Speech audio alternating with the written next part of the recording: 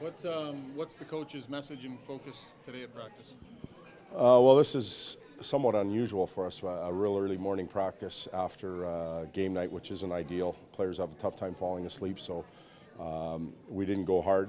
We worked on structure in our game, something we're going to need on this road trip, and that was basically it. Clean our legs out, get on the plane, and get going. So came out of the break, played a fairly strong game, and we want to build on it now. Is it tough to dissect the things that you didn't like about that game when it was such a convincing win and there was so much energy, so good things happening? You know, I didn't want to mislead, and maybe I did, the media and our fans.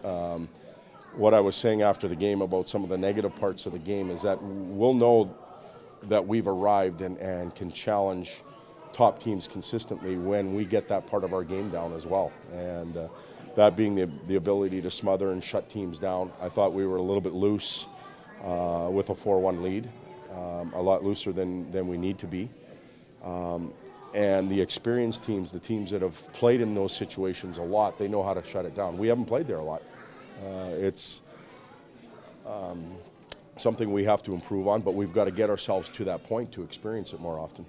Sometimes with players that get called up, there's a push, you've said, and then there's a bit of a letdown.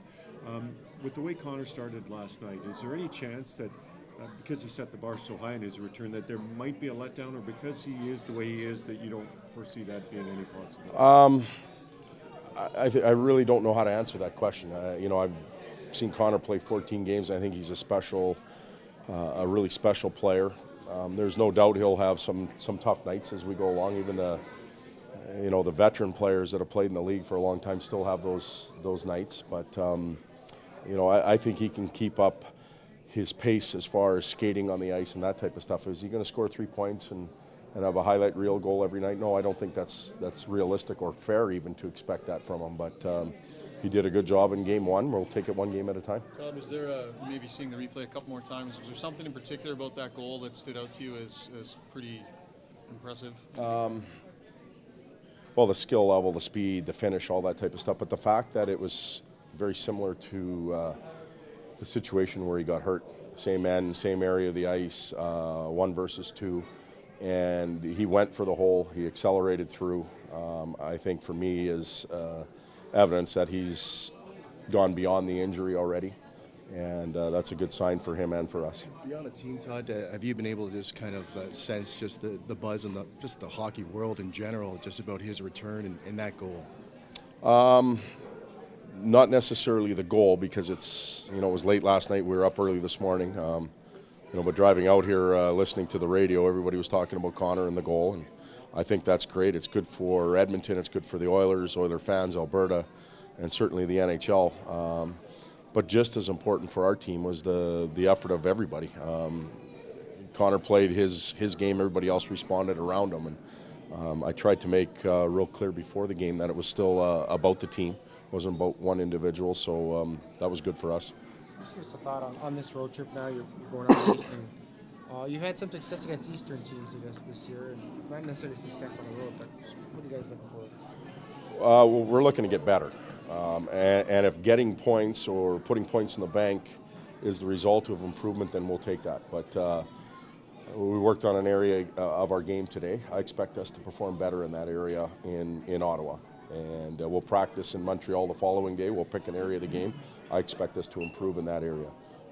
We spent a lot of time the first practice day coming back on power play and penalty kill, and we were rewarded last night for it. So we're looking to improve, to push the needle the right way, and if that rewards us with points, we'll be happy. Is there any news on Clefbaum? He's not skating. There's nothing else that I can tell you. Every time we, the team, his teammates, we get our hopes up, there seems to be a setback.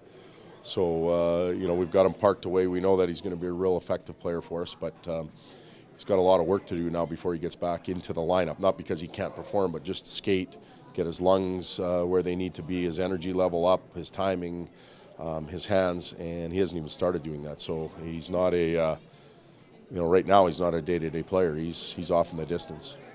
Luke Gazdik's on waivers. Pardon me? Just put Luke Gazdik on waivers. Yes, we did. Yeah.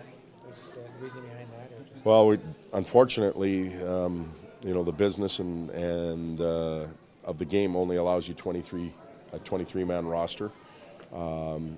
We've made some decisions right now on the players that we'd like to have on the roster. I still consider Luke part of our team. We've had a number of players that have gone down there and either started the year or appeared down there and come back better players. And Luke needs to play. It's been a while since he's been in the lineup. He needs to play a little bit, and I think you'll see Luke back in our lineup and on our roster as the year goes on.